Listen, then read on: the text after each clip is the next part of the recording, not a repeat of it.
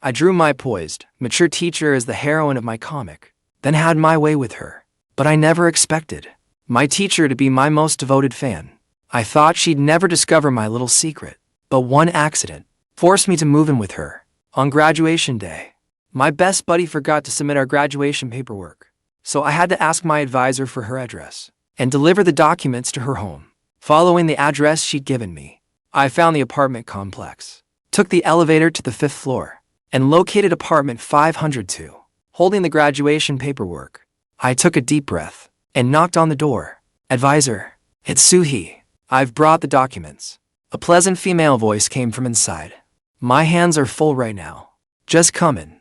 The door is unlocked. I gave an awkward "oh," then blinked. I opened the door to apartment 502. Fang Jingyun's place looked like a fairly spacious rental. It looked to be a little over 100 square meters, with 3 bedrooms and a living room. The moment I entered, Fang Jingyun's distinctive perfume filled my nose, and inside, whether it was the cartoon dolls on the sofa or the cartoon slippers and pink rug by the door, they made one thing very clear. This was a woman's home. "Advisor, where are you?" In the bedroom, Fang Jingyun had already packed her things. She sat on her bed reading a romance comic, where a female teacher confessed her feelings to the male lead in the rain. That meant a kiss scene should come next. The comic she was reading was drawn by a new artist. It was called The Eternal Graduation Season. Fang Jingyun had followed it for quite some time. She'd first fallen for it because its female creator wrote the romance scenes beautifully, and the story had an indescribable warmth. But the more she read, the more Fang Jingyun felt that the comic's female teacher, the female lead, acted rather like her. Even her style of dress was similar. Though she was a fictional character, the resemblance was still obvious. So as she read, she kept imagining herself in the role. That strange feeling completely piqued her interest. She urged the creator to update every week. A true die-hard fan, the comic's plot moved slowly. In this week's update, the two finally confessed in the rain, just as Fang Jingyun was completely absorbed and eagerly awaiting what came next. The major cliffhanger cut off again. The story would not continue until next week. A hint of displeasure crossed Fang Jingyun's face. She closed her laptop and left the bedroom, still wanting more. When she saw me at the door, she smiled and said, "You got here quickly. Did you bring all the documents?" "Yes, I brought everything." "Bring them over. Let me see." I nodded. I walked over to Fang Jingyun and handed her the documents. "Advisor, these are Wang Shuangshin's documents and mine. We meant to give them to you this morning, but we forgot." Fang Jingyun briefly flipped through the two students' files. She murmured, "Suhi, you're usually quite careful. Why were you so careless this time?" Good thing these documents were not urgently needed.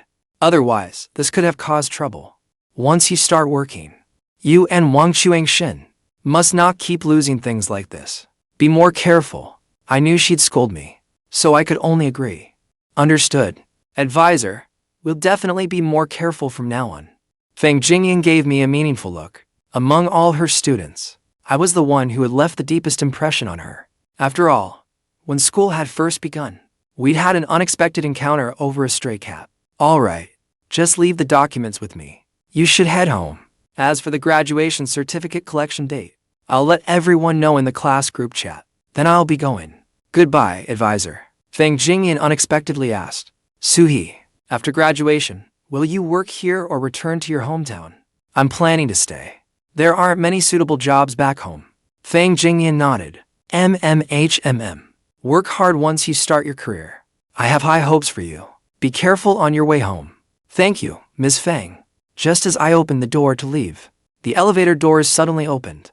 A group of workers in white protective suits stepped out of the elevator. When they saw me trying to leave, they stopped me and informed me, "Hello, young man. During testing this morning, a case was found in your apartment complex. This complex is now under temporary lockdown. No one may enter or leave for the time being. You're from apartment 502, correct? We need to register the number of residents. How many people are in your household?" "What do you mean? No one can leave the complex. But I only came to deliver something. I don't live here." "That doesn't matter. Please understand, we're just doing our job. For the time being, you can stay with your friend here. It's for everyone else's safety as well." I was stunned. The voices at the door drew Fang Jingyun out of the room. She came to the doorway and froze when she saw the workers in protective suits. For a moment, she was speechless. Fang Jingyun asked, "What's going on? Is something wrong?" The worker could only repeat what he'd just said. "Hello, ma'am. A case was found in this complex this morning. It is under temporary lockdown. No one may enter or leave for the time being. We're registering the residents. How many people are in your household?" "Just the two of you?" After hearing that, Fang Jingyun was briefly stunned. No one could come or go. She unconsciously turned her head to look at me, half a head taller than her. I looked at Fang Jingyun too. After meeting her eyes for just a moment, I awkwardly turned back to the worker. "How long will the lockdown last?" "At least a month. If things get serious, it could be 2 or 3 months. The duration is uncertain, but it will definitely be a long time. When the lockdown is lifted, you'll both be notified in the residents group chat. There are only 2 of you, correct? Starting today, please do not open your door. Keep it locked. Do not go outside. Otherwise, you'll be violating regulations. And we'll take appropriate measures. Please give us both your names and identification numbers. We'll write them down." Fang Jingyun and I were both dumbfounded. Helplessly, we gave them our information. The worker taking notes nodded. "Remember to wash your hands often and air out the apartment. Keep an eye on the residents group chat. Tonight, staff will come by to give you both nucleic acid tests. Please cooperate when they arrive. Close the door." As the door shut, the workers outside went on to notify the next resident about the lockdown. Helplessly, we stared at each other. Fang Jingyun and I met each other's eyes. Too awkward to say a word. In the end, I spoke first. "Ms. Fang, what do we do?" Fang Jingyun rarely frowned. After all, in a situation like this, she was suddenly living with a man. He was her student, sure, but in all her life, Fang Jingyun had never let a man stay in her home. This was a first. Fang Jingyun sighed, unsure what to say. She rubbed her forehead and smiled helplessly. "Suhi, have a seat for now. I'll call my family first. I was planning to go home today." "Advisor, go ahead and do what you need to do." As Fang Jingyun turned and went into her bedroom, I swallowed hard. My mind was almost completely blank. I was filled with panic and an indescribable thrill. For the next 2 or 3 months, I'd be living with Ms. Fang. We wouldn't even be able to leave. A life where we'd be trapped at home, doing all sorts of things together. The awkwardness was so intense, I could have carved out a whole 3-bedroom apartment with my toes. What was I supposed to do? A woman's slightly helpless voice came from the bedroom. "Hello. Mom, Dad. Something unexpected happened here. The complex is under lockdown. I probably can't make it home today. We still don't know when it'll be lifted. Okay. I'll be careful. Don't worry about me." All right. You and Dad take care of yourselves. I'll let you know if anything else comes up. I'll hang up now. I need to unpack everything I pack." Fang Jingyun hung up. She sat silently on the bed for a while. She hadn't told her parents. There was a young man in her apartment, locked down with her. After all, if she told them, the whole thing would sound strange and messy. After thinking it over, Fang Jingyun came to the bedroom door. She looked at me, sitting motionless on the sofa, and thought that she would be living with Suhi for the next few months. At least it was a small blessing in this disaster. After all, this young man was someone she'd kept an eye on for some time. He was kind-hearted, fairly mature, and not an overly rowdy student. With someone like him staying in her home, she wasn't too opposed to it. She turned and crouched on the floor, unpacking all the large and small bags she'd just packed, then sorting everything out again. Meanwhile, in the living room, I sat on the sofa. If my best friend hadn't happened to call, I wouldn't have known what to do. I'm not exaggerating when I say that in Fang Jingyun's apartment, I could barely remember how to breathe. I was sitting on pins and needles. My best friend Wang Shuangshin called. When I answered, he sounded like he was eating, his tone casual. "Hello, Suhi. Did you deliver the documents? What's going on over there?" I delivered them, but something unexpected happened. I might not be able to come back. Wang Shuangshin was curious. "What do you mean, you can't come back? Was our advisor really angry? Was chewing you out not enough? So now she wants me there to get yelled at too?" "Nothing like that. You didn't get into a car accident, did you?" "Of course not." "Then what else could have happened? Why are you being so cryptic? Anyway, hurry over once you've delivered the documents. I've saved you a spot. If you don't get here soon, I'll finish everything myself." "It's fine. Go ahead. It's all yours. Our advisor's complex is under lockdown. So for a while, I think I'll be living with her. Wang Chuangshin, still on the phone with me, heard that and suddenly froze. Even the meat he was chewing suddenly tasted like nothing. What did you say? You're locked down with our advisor? You're at her place right now. Are you serious? Something this ridiculous actually happened to you? Would I joke about this?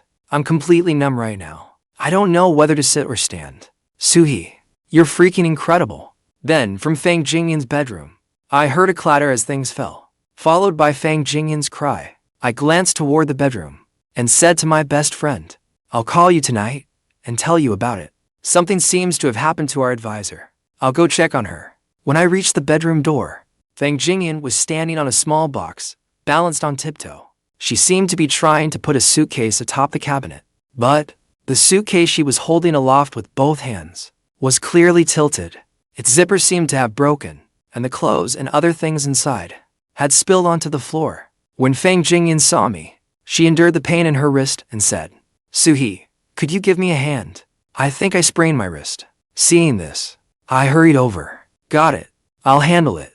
I went to Fang Jingyun's side and took the suitcase from her. Only then could she lower her arms, step down from the small box, and sit on the bed, rubbing her aching wrist. I carried down the heavy suitcase and set it on the floor. I looked at Fang Jingyun, frowning in pain on the bed. Are you all right, advisor? I'm fine. I was trying to put the suitcase up there, but the zipper suddenly broke. The suitcase tipped, and I twisted my wrist. Thank you. It was nothing. But is your wrist really okay? Fang Jingyun gently rubbed her right wrist with her left hand, her brow tightly furrowed. It should be fine. Go rest in the living room. If you're bored and want to watch television, the remote is beside the sofa. I'll take care of things here. The floor was covered in Fang Jingyun's personal belongings, so there was no way I could help. I could only murmur in agreement. All right. If you need to move the suitcase again later, just call me. I'll do it. Fang Jingyun smiled and nodded. Thank you, Suhi. After I left the room, Fang Jingyun rubbed her wrist, pressed her lips together, and silently sighed. Once the pain eased a little, she crouched down again to gather up the things that had fallen, including the scattered, out-of-season clothes, and packed them back into the suitcase. I sat on the living room sofa and turned on the television. Though I appeared to be watching, I was actually waiting for Fang Jingyun to call me. I was listening intently for her. Sure enough, a few minutes later, her pleasant voice came from the bedroom. Suhi, could you come help me? Coming. I went into the bedroom and saw Fang Jingyun had packed everything up again. Just help me put it up there. Thank you. No problem. Holding the suitcase, I rose onto my toes and easily placed it atop the cabinet. Fang Jingyun watched eagerly, realizing the difference in our strength. She suddenly laughed. That was impressive. Men really are stronger. Go watch television. I'll make dinner. Suhi, do you like scrambled eggs with tomatoes? I like it a lot. But is your hand okay? Why don't I cook? You can cook too. A little. I'm not very good at it though. I thought so. Still, knowing a little is good. When you get a girlfriend someday, you'll be able to take care of her. All right. My hand is fine. Go watch some television. Dinner will be ready soon. Someone once said, time passes slowest during class. Roughly 10 to 20 times slower than weekends. I used to think so too, but today changed my mind. Because sitting in my advisor's home, having dinner alone with her, made time crawl just as slowly. That slowness was even worse than being in class. Every minute was agony. Thankfully, after what felt like a century, Fang Jingyun called out, breaking the awkward silence. Suhi, dinner's ready. You can wash your hands over there. Fang Jingyun pointed to a small room right at the entrance. I acknowledged her and hurried over to wash my hands. As I washed my hands, I glanced at the shelf and, surprisingly, found only facial cleanser. When I'd entered her bedroom earlier, I had noticed that Fang Jingyun's room didn't seem to have a vanity. It seemed my beautiful advisor was naturally stunning, with a mature elegance. With only a little effort, she could stand out in any crowd. We sat at the dining table. Fang Jingyun handed me chopsticks. Try my cooking and see how it tastes. I picked up a piece of egg with my chopsticks and put it in my mouth. Well, isn't my cooking great? I nodded repeatedly. It's delicious. Advisor, do you make this dish often? Fang Jingyun froze at that. It wasn't that she made this dish often. It was the only dish she knew how to make. The school had a cafeteria, and she could order takeout after work. There was rarely any need to cook. Fang Jingyun gave a non-committal smile. I just happened to like this dish. No wonder. It really is delicious. Fang Jingyun held her bowl of rice and began eating with the tomato and eggs. Then she changed the subject. If you like it, eat more. After dinner, I'll ask in the residence group chat. Our situation is unusual, after all. I'll ask whether they can let you go home. Otherwise, I don't have anywhere for you to sleep. I only have one bed. As I ate, I thought that getting home would be great. Staying here was pure torture. Going home would be best. Actually, the idea only came to me while I was cooking. I can't be sure. Let's ask first. Even if you can't go home, perhaps we can find you somewhere else to stay. I thought that would work too. It would be better than awkwardly staring at each other here. After we hastily finished dinner, we sat at opposite ends of the sofa. I watched television, while Fang Jingyun reclined on the sofa with her phone, asking in the residence group chat. Soon, the group administrator posted an announcement. This lockdown was due to COVID cases found in the residential complex. The lockdown was provisionally set for 1 month, and cases like mine, where someone had been trapped by the lockdown, were not uncommon. 2 or 3 other households had visiting friends or relatives who were locked down with them too. Though those cases were accidental, the authorities had made it clear, no matter the circumstances, no one could leave during the sensitive period. Fang Jingyun sat on the sofa, reading the announcement, and unconsciously smoothed back the hair by her ear. It looks like that won't be possible. It seems, Suhi, that for the time being, you'll have to stay with me. Hearing that, I turned to Fang Jingyun. I can't go home? Probably not. This situation looks pretty serious. How about this, Suhi? I'll sleep on the sofa tonight, and you can take the bedroom. I'll tidy the room up for you. Flattered and startled, I waved my hand. No need. I'll sleep on the sofa. I'm already staying in your home. How could I let you sleep on the sofa? It's mainly because my sofa is small. You won't fit comfortably, Suhi. I'll fit, and if I really don't, I can sleep on the floor. Besides, you're not feeling well, are you? You definitely shouldn't sleep on the sofa. Fang Jingyun had been perfectly calm. But at those words, she suddenly widened her eyes and stared at me. Suhi, what did you just say? I froze, realizing I seemed to have said the wrong thing. Nothing. Anyway, I'll sleep on the sofa. Fang Jingyun frowned. How did you know? I gave an awkward grin, glancing at the hot red date tea steeping on the table.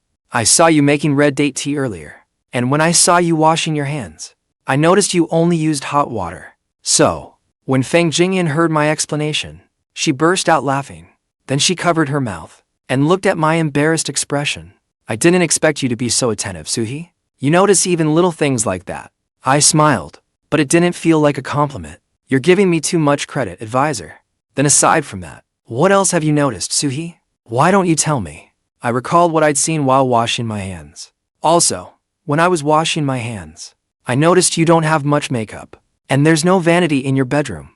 You usually go to school barefaced, don't you? Fang Jingyun raised her brows. She thought she had truly underestimated this young man. Not bad. You're very observant, Suhi. I really don't wear much makeup normally, unless it's an important day, like today. When you graduated, I make a special effort. I casually said, you're beautiful even without makeup. And I'm not the only one who thinks so. Everyone in class says it too. They say you're the prettiest female teacher at the school. Fang Jingyun's expression turned odd. After a brief silence, she spoke. The girls at school must like you, Suhi. How many girlfriends have you had? I've never dated anyone. Why do you ask? Advisor. Fang Jingyun stood and looked at me, looking at me as she said, you're not being very honest, Suhi. A teacher's intuition is usually accurate. It's good that you pay attention to details, but there are some things you shouldn't look at too closely. After all, this is your teacher's home. I smiled and nodded. I understand. I'll be more careful. Good. I'm going to the bedroom to work on your graduation paperwork. If you get sleepy this afternoon, sleep on the sofa. As for what we discussed, since you want to look after me, Suhi, I'll sleep in the bedroom tonight. Fang Jingyun picked up the cup of hot water steeped with red dates from the table and returned to the bedroom. After she closed the door, I stared at the closed bedroom door and took a deep breath. What was I even saying just now? I drew too many romance comics, so I kept unconsciously treating my advisor like the heroine. That was why, as we talked, I slipped into the kind of dialogue I wrote in my comics. I couldn't help bringing it into reality. Damn professional reflex. After Fang Jingyun shut the bedroom door, she didn't sit down right away. Instead, she leaned against the door. Setting down her cup, she covered her face with both hands, muttering to herself, "How embarrassing. Being trapped together was bad enough.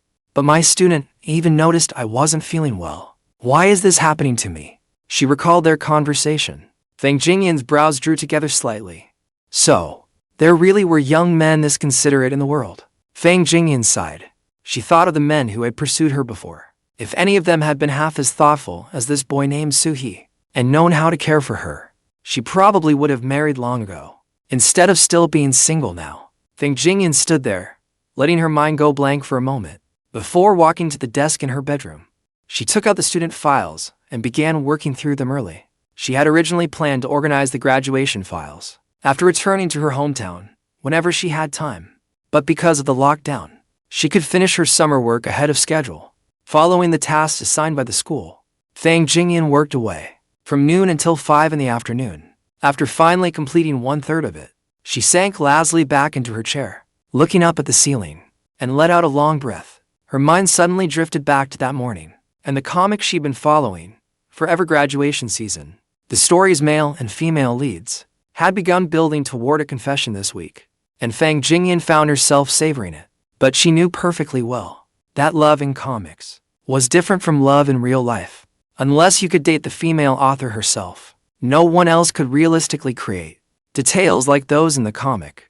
What an incredible author. Reading it felt like experiencing it firsthand. Romance comics like this had never been Fang Jingyun's favorite. Most romance comics had predictable plots, with too many pointless trials and twists, making them frustrating to read. But the plot of Forever Graduation Season was unlike anything else on the market. Every interaction between its leads was so sweet it could rot your teeth. The sweetness was off the charts. It was sweet from beginning to end. And it was a love story between a teacher and her student, which made it especially compelling. As Fang Jingyun thought about the comic, its only flaw was the slow updates. There was so little each week. With that thought, Fang Jingyun took out her phone and opened the Forever Graduation Season reader group. She sent a message in the paid reader group. Was this week's update a little short? When will next week's update be? Several readers replied immediately. I noticed there were fewer pages too. Doesn't Koi usually give us 20 pages? This week had for fewer pages. I strongly suggest Koi makes them up next week.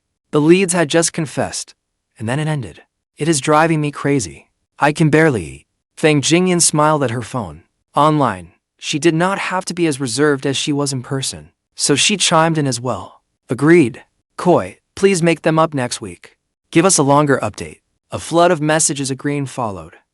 Amid the barrage of messages, the comic's author, Little Koi in the River, finally appeared. This week's update was shorter, because something came up on my end, so there were a few fewer pages. When Fang Jingyun saw the author respond, she immediately sent a message. Will you make up those pages next week, author? The author, Little Koi, was me. I was sitting on the sofa, looking at the reader group on my phone, thinking, there was no way I could make them up. I was locked down in my advisor's home. The only space I had to move around in was this sofa. I did not even have any tools to draw comics. How was I supposed to make up for it? Sorry, an unexpected situation came up on my end. Next week. No, there might not be any updates for the next month or two. When Fang Jingyun read that, her eyes widened as she messaged back. Why? I really have no choice. I came to a friend's home to deliver something, and their complex was suddenly locked down. It will probably last a month or two, so for a while, I probably will not be able to update. Fang Jingyun had only been curious at first, but when she saw the author's message, she suddenly froze. Locked down after delivering something to a friend's home. Why did that sound so familiar? Fang Jingyun typed quickly. Are you locked down with your friend, author? Yes, we were forcibly locked down together. That is why I cannot update. Once the complex reopens, I'll make up the missed pages then. No updates for a month or two. That is far too long. What do you usually use to draw your comics, author? I use a tablet, but I did not bring it when I came to my friend's home today. Can't you borrow your friend's tablet? Updating is important. Sitting on the sofa, I read that message and froze for a moment. Borrowing my advisor's tablet to update the comic might actually work. It could work, though I did not know whether she would lend it to me, because I was not at a friend's home. I was at my teacher's home. She seemed to use it for work, so she might not lend it to me. Have you not graduated yet, Koi? Not anymore. I just graduated from college today. Fang Jingyun had initially thought it was merely a coincidence, but as she read the group chat, she covered her mouth in shock. Koi was at her teacher's home, locked down with her teacher. Could it really be such a coincidence? But Fang Jingyun remembered that it was graduation season, and with the outbreak as well. A coincidence like that was understandable. Little Koi sent another message to the group. I'll go see if I can borrow one. Wait for my update. Fang Jingyun immediately heard a knock at her bedroom door. I stood outside her bedroom, looking utterly awkward. If I really could not update for 2 months, my readers would suffer, and so would I. After all, not being able to update was miserable for me, too. Are you busy right now? Fang Jingyun looked up at the door. Student Suhi. What is it? I'm not very busy right now. Just tell me what you need. I swallowed outside the door. Advisor. I remember you have a tablet. Do you usually use it? If not, could I borrow it? Fang Jingyun sat in her desk chair, listening to the voice outside. Her eyes widened, filled with disbelief, as she stared blankly at the wooden door. Fang Jingyun lowered her gaze to look at the message just sent in the group. It all felt too unreal. After all, Little Koi in the River. Wasn't that author supposed to be a woman? The same graduation, the same lockdown with a teacher, and now the same request to borrow a tablet. Could such a coincidence truly exist? When I heard no reply from Fang Jingyun inside, I assumed she was still busy working. So I gathered my courage and asked again. Advisor, is that okay? If you need it, never mind. Fang Jingyun came back to her senses. Student Suhi, I can lend it to you. But, what do you need the tablet for? To play games?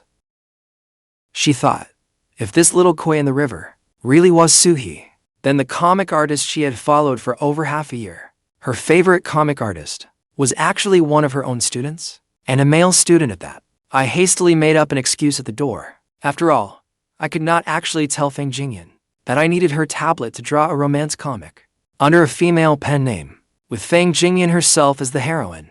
If my advisor found out, I'd be so mortified I'd want to die. It's just too boring here. So I want to play games to pass the time. Hearing my answer, Fang Jingyun was instantly a little disappointed, but then she reconsidered.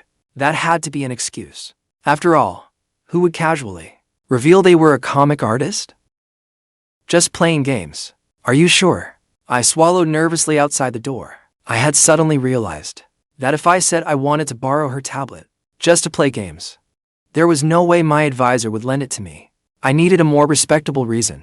It is not just for games. Actually, I want to borrow your tablet to draw. At those words, Fang Jingyun, seated in her bedroom chair, could practically hear her own heartbeat.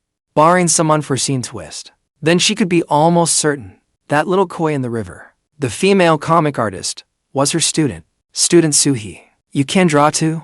Do you draw comics? Not comics, just regular drawing. When I was in the dorm, I often drew landscapes. It is a nice way to pass the time. So, landscapes. I never knew you had a hobby like that, Student Suhi. When you're done, can you show me? Sure. Fang Jingyun hummed in acknowledgement. Then wait a moment, I'll bring you the tablet. The moment I heard that, I finally breathed a sigh of relief. I guess I'd managed to bluff my way through it. Okay. Thank you, advisor. In her bedroom, Fang Jingyun pulled open her desk drawer. Landscapes, she thought. So, was Suhi really Koi?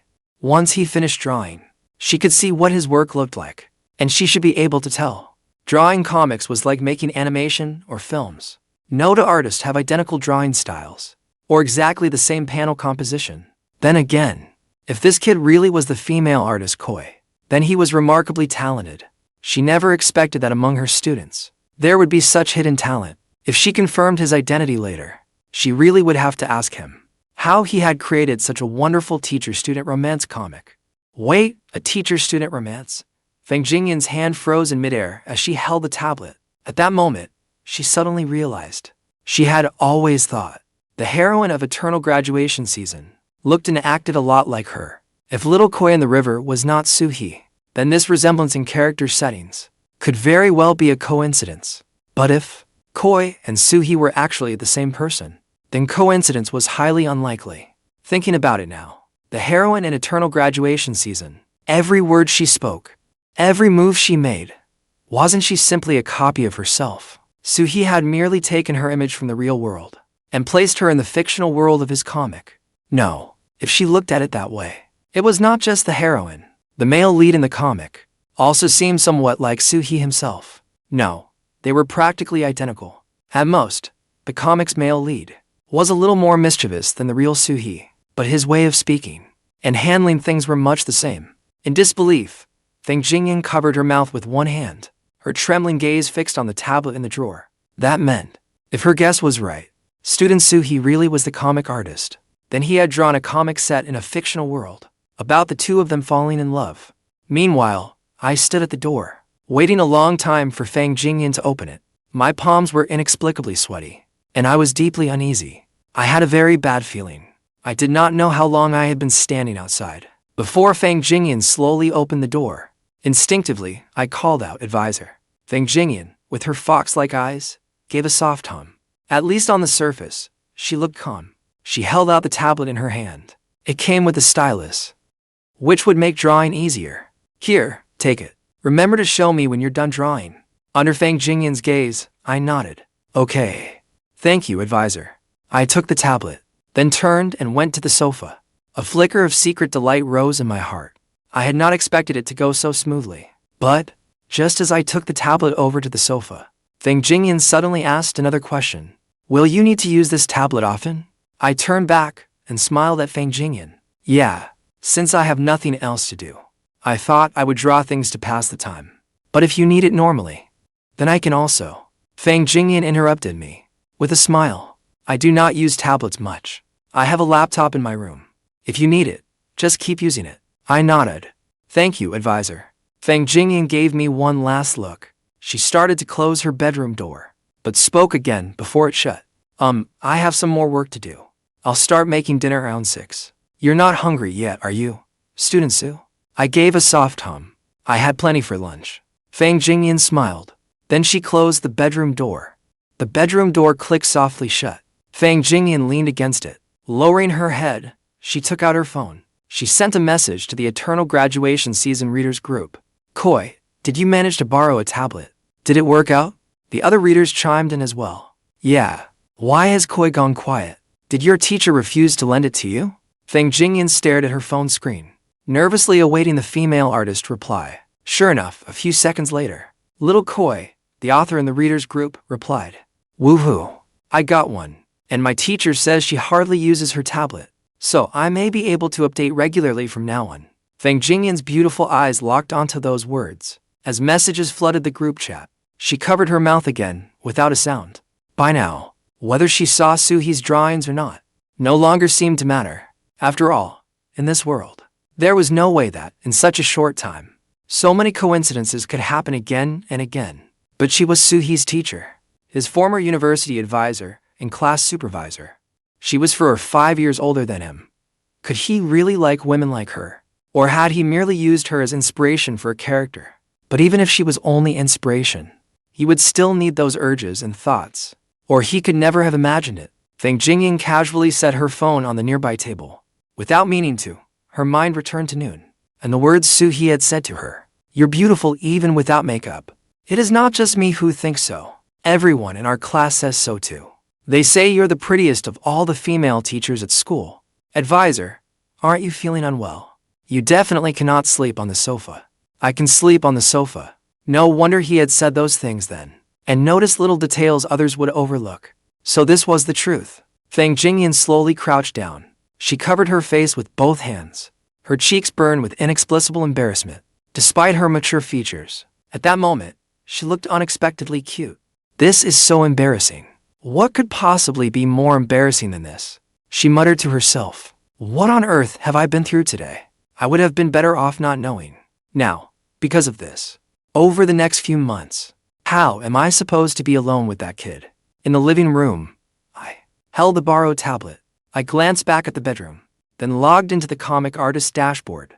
I briefly checked the comic's recent numbers. If things kept going like this, by the time it was finished, I could earn around 100,000 yuan. When the time came, with that money, I would get advisor a nice gift.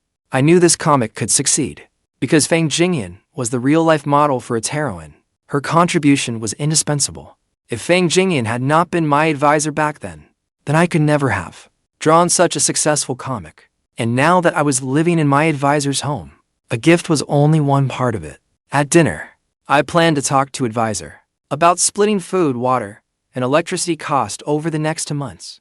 After all, I was not completely broke. I could not exactly stay at Fang Jingyun's place and live off her for months. That would be terribly unfair, and it would make her resent me. Taking the stylus, I opened to creator dashboards on the tablet, following the existing plot of Eternal Graduation Season. I first drew roughly half an episode of what came next. Then I began a landscape painting on the second dashboard.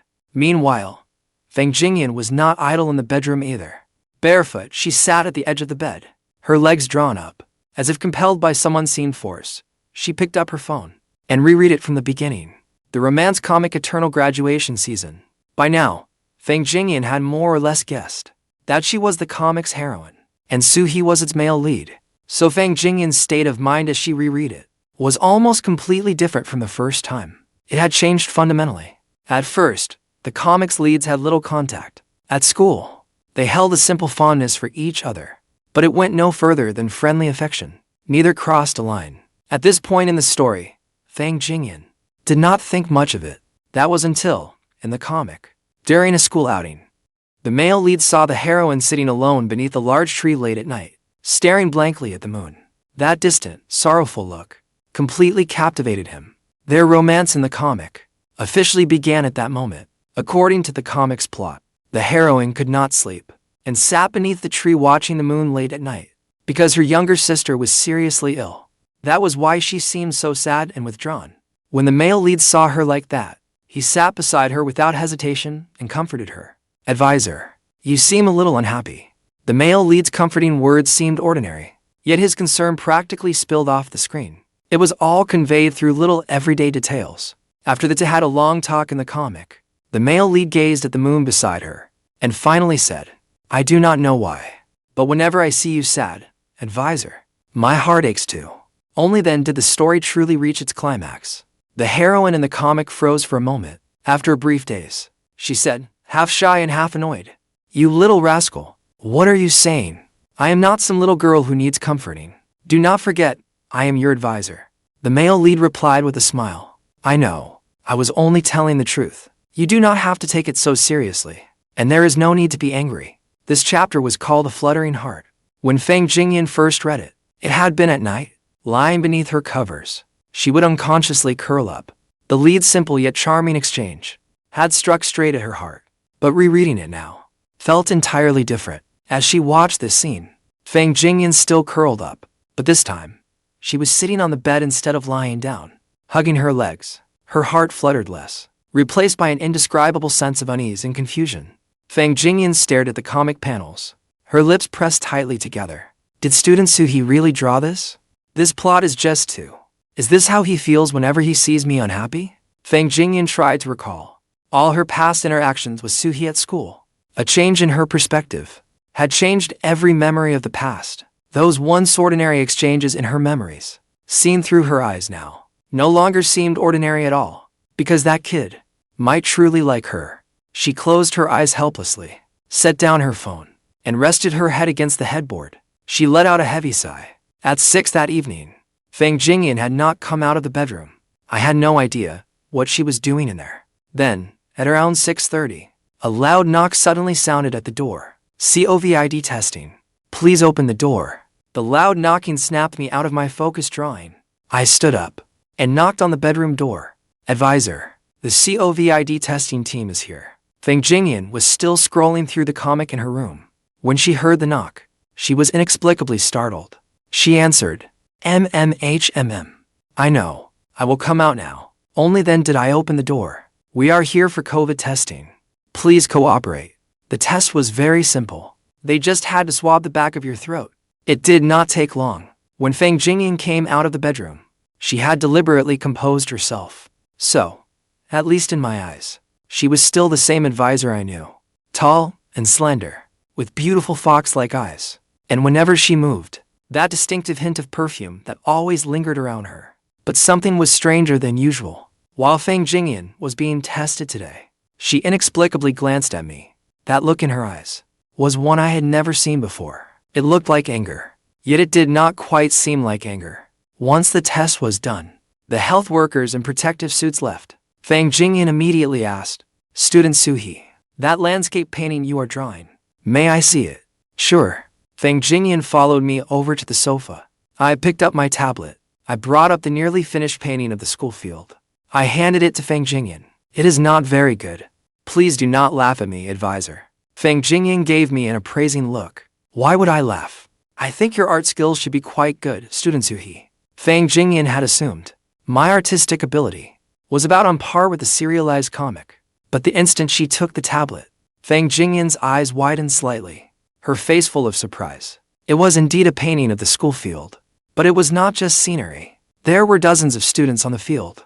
A bird perched on a basketball hoop, a stray kitten hidden in a corner, and Fang Jingyun holding her sun hat. As she sat on the grass with several girls, every part was exquisitely rendered. Among all the students she had taught, there was actually someone this gifted. Besides, Fang Jingyun did not know if it was merely her imagination, but among every figure in the painting, she felt Suhi had drawn her with the greatest care. Once enlarged, many tiny details became perfectly clear. Even the small mole near her collarbone, the bracelet on her wrist, which she rarely wore, and the necklace she often wore. So many details. He had captured every one of them. Holding the tablet, Fang Jingyun looked up at my nervous expression before asking, "You finished this in just over an hour?" I nodded. "Yes, it took a little over an hour." Fang Jingyun stared at the screen and murmured, "That is incredible. Student Suhi, have you studied art since childhood or something?" "I am self-taught. I am not actually that good." Fang Jingyun smiled. "And you call this not good? You are truly amazing. I never knew you had this kind of talent." "Oh, and in this picture, I see you have not drawn yourself yet. There is only a dotted outline, but you have already colored me in. Why is that?" I answered casually. "I just planned to color you first, advisor, then draw myself." Fang Jingyun looked up. "Why?" I was at a loss for words. How would I know why? When I drew this picture, after drawing my advisor, I simply wanted to color her first. Before drawing myself, I did not know what I was thinking, or why I had done it. Fang Jingyun pressed her lips together and gave me a meaningful look. She did not press the matter further. As Fang Jingyun studied the picture, the artistic details made it easy to see that this was indeed the style of the female artist she had always admired. Little Koi in the River. Student Suhi truly was the author of Forever Graduation Season. There was no doubt about it. Fang Jingyun handed the tablet back to me. "Then keep drawing. Show it to me again once it is finished. I am going to make dinner." As I took back the tablet, I looked at Fang Jingyun. "You still want to see it when it is done?" "Of course. Your artwork is so good, Student Suhi. Naturally, I want to see the finished piece. Besides, for the time being, the two of us are locked down together. If you have time, how about drawing a portrait for me too, Student Suhi?" "Sure, no problem. That is what I do best. Even with my eyes closed, I could even draw your portrait." Fang Jingyun nodded with a smile. "Thank you, Student Suhi. Then I will go make dinner." Fang Jingyun went into the kitchen. As she pulled the kitchen door shut, she saw me bent over the table again, drawing with complete focus. Fang Jingyun's expression gradually turned serious, and a strange feeling stirred inside her. Because when she had just asked Suhi why he had colored her first, his hesitation had slightly confirmed Fang Jingyun's suspicions. Did Suhi actually like her? Fang Jingyun could not be certain, but that kid had definitely been sneaking looks at her. Otherwise, how could he know about the little mole near her collarbone and the jewelry she wore?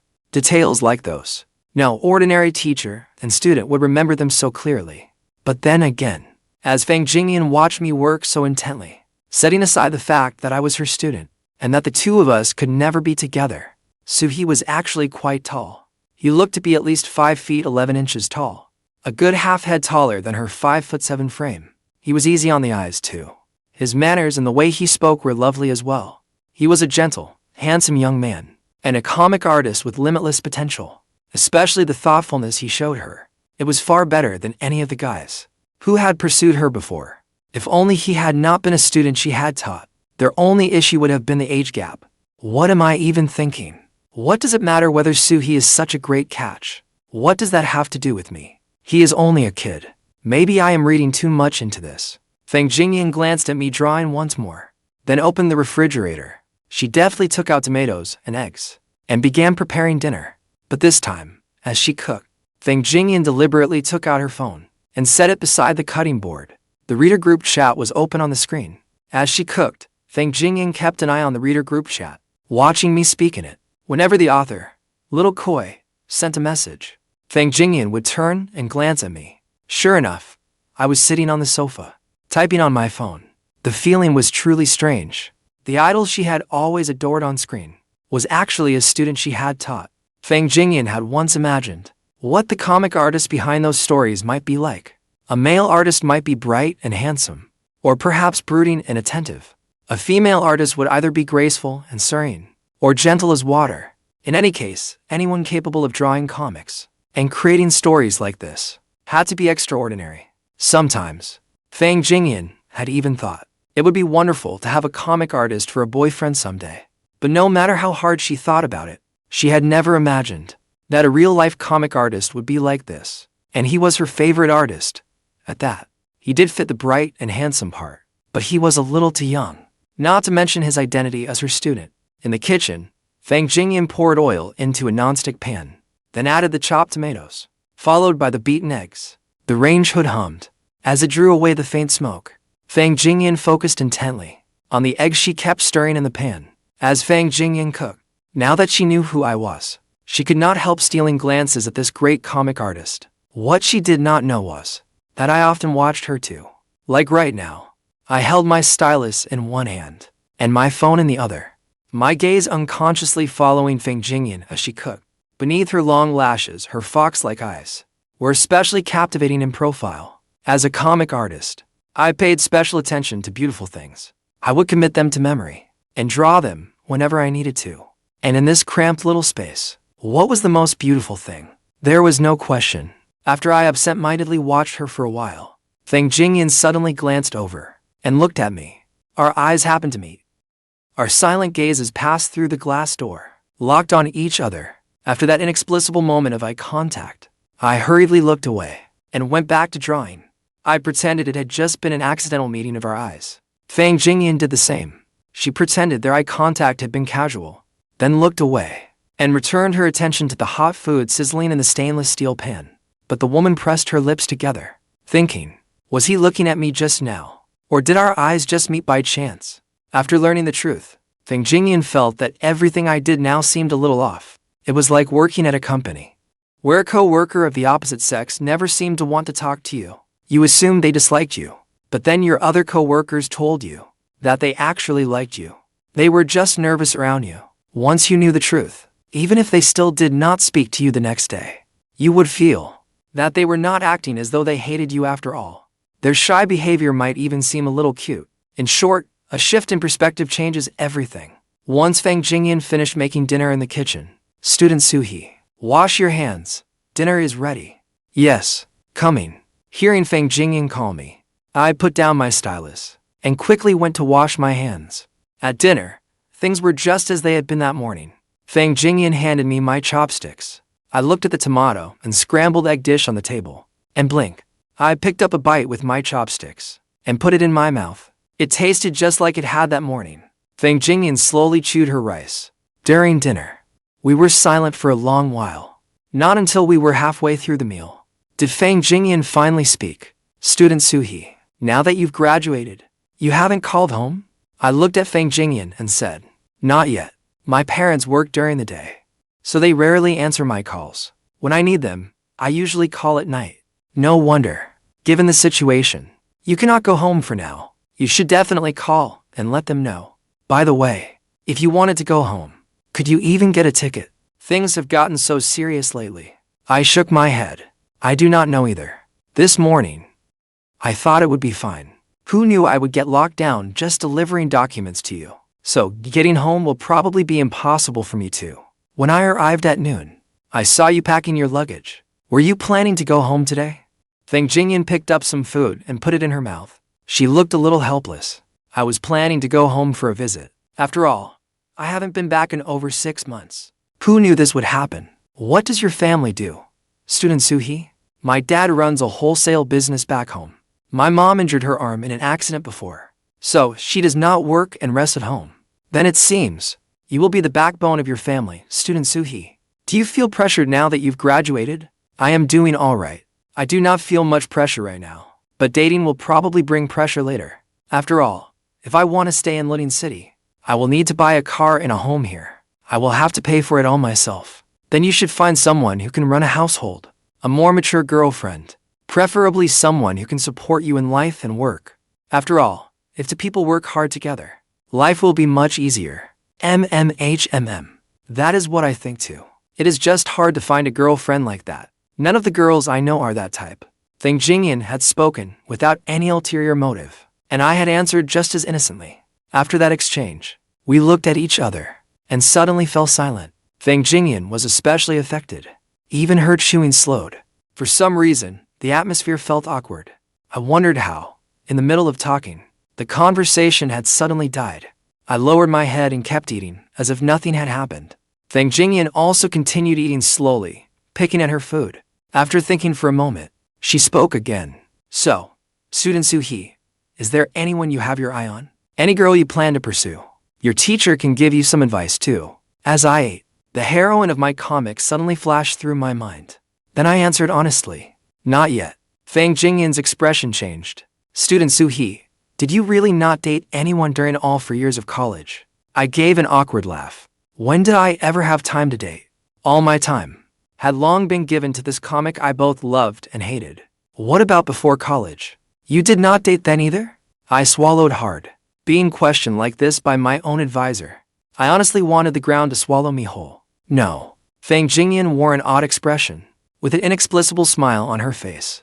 Impressive. There are not many good men like you at our school, Student Suhi. You have saved all your first for your future girlfriend. Why did that sound so strange? It did not sound much like a compliment. I knew we could not keep talking about this.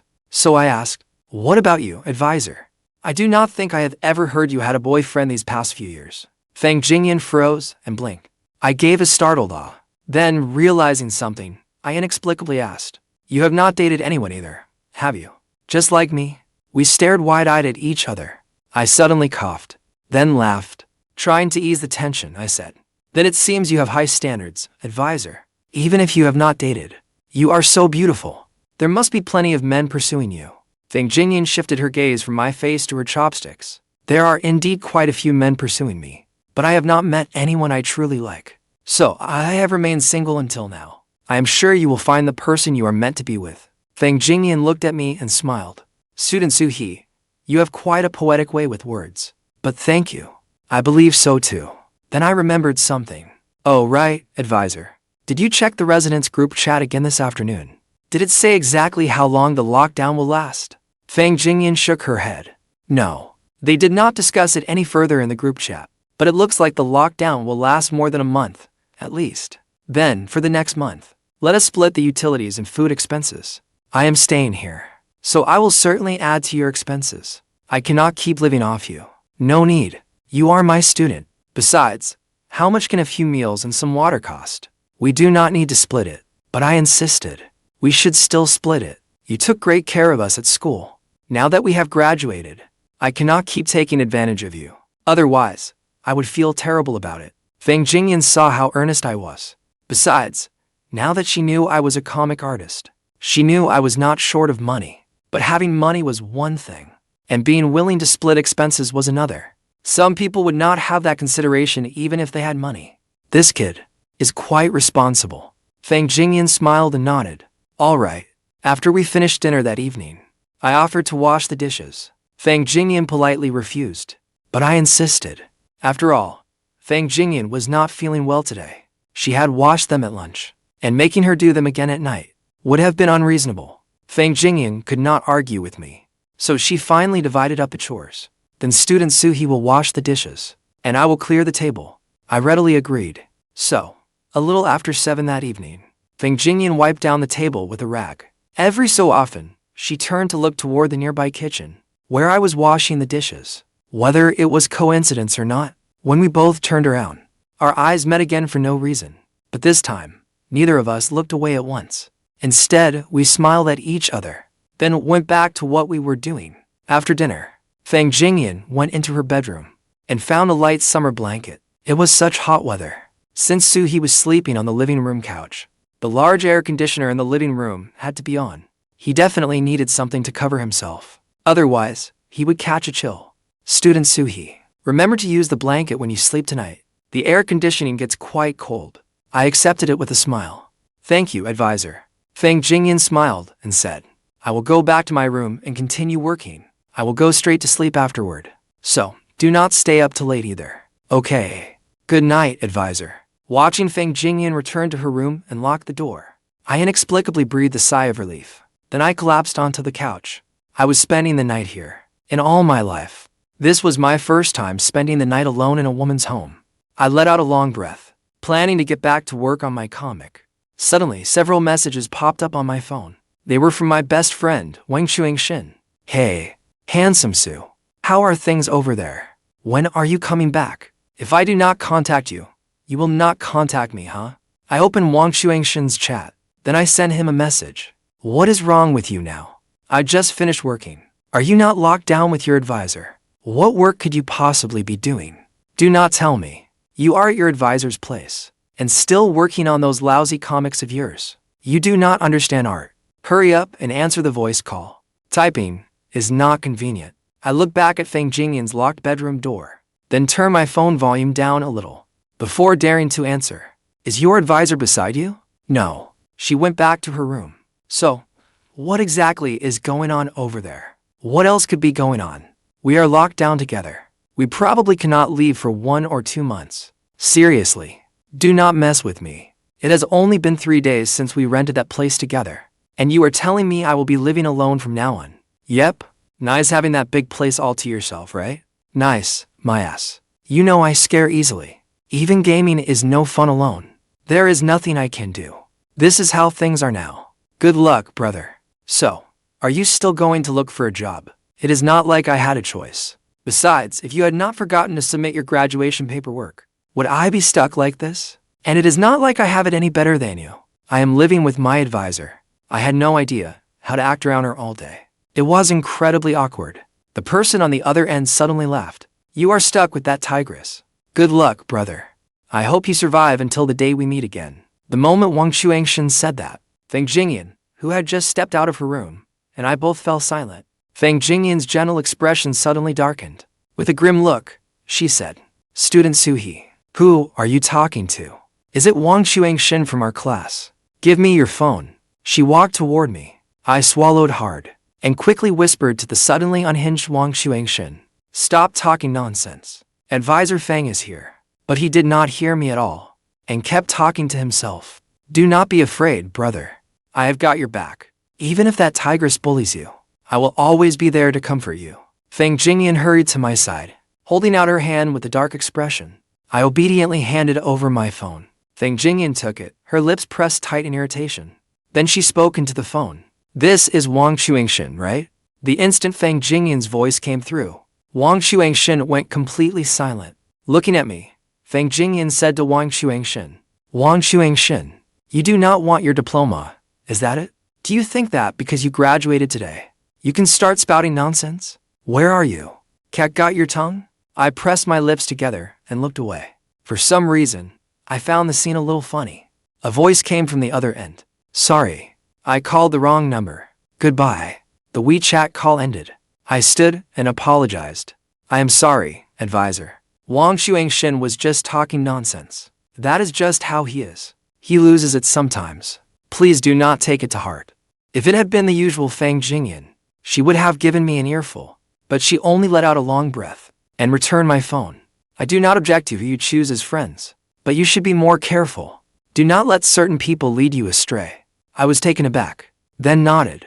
I understand, advisor. Then I watched Fang Jingyun go into the bathroom. After using the toilet, she returned to her bedroom. Meanwhile, I sat on the couch, staring at the light spilling from the bathroom. Why had advisor Fang not scolded me just now? Given her usual temper, she would definitely have reprimanded me. Why was she so patient today?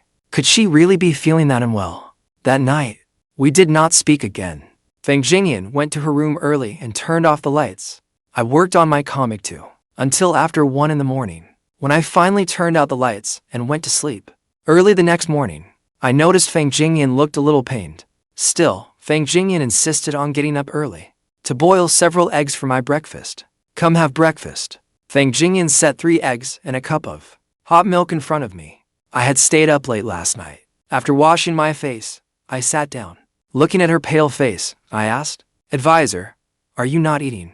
She forced a smile. "I am not hungry. You eat?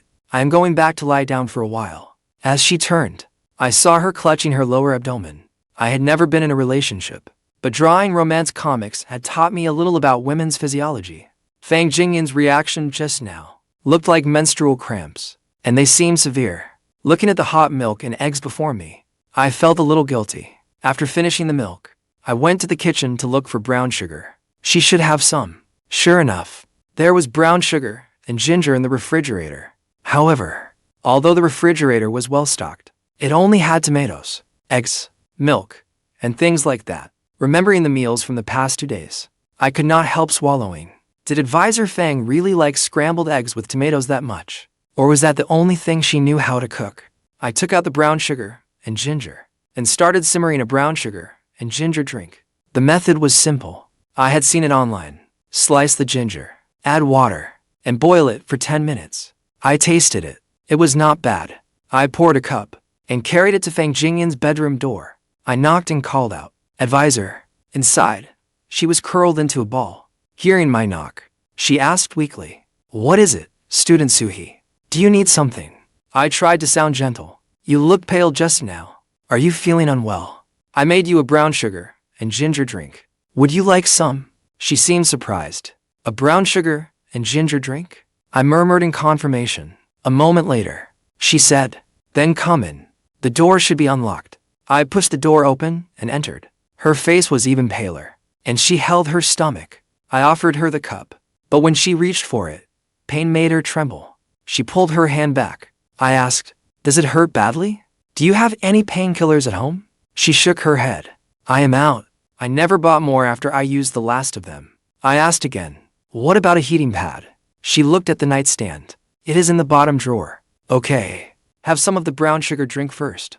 I will get the heating pad ready for you." She nodded, but she was in too much pain to reach for the cup. "Would you like me to feed you?" She hesitated briefly, then nodded.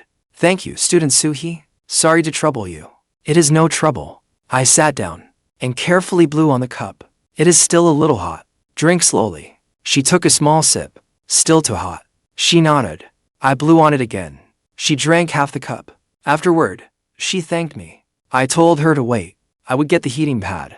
Setting down the cup, I took the heating pad from the nightstand drawer, but saw black lace lingerie inside as well. I froze for a moment, then quickly shut the drawer. Picking up the heating pad, I found it was rechargeable. She smiled. "It is rechargeable. You do not need to fill it with hot water." I smiled awkwardly. I did not know.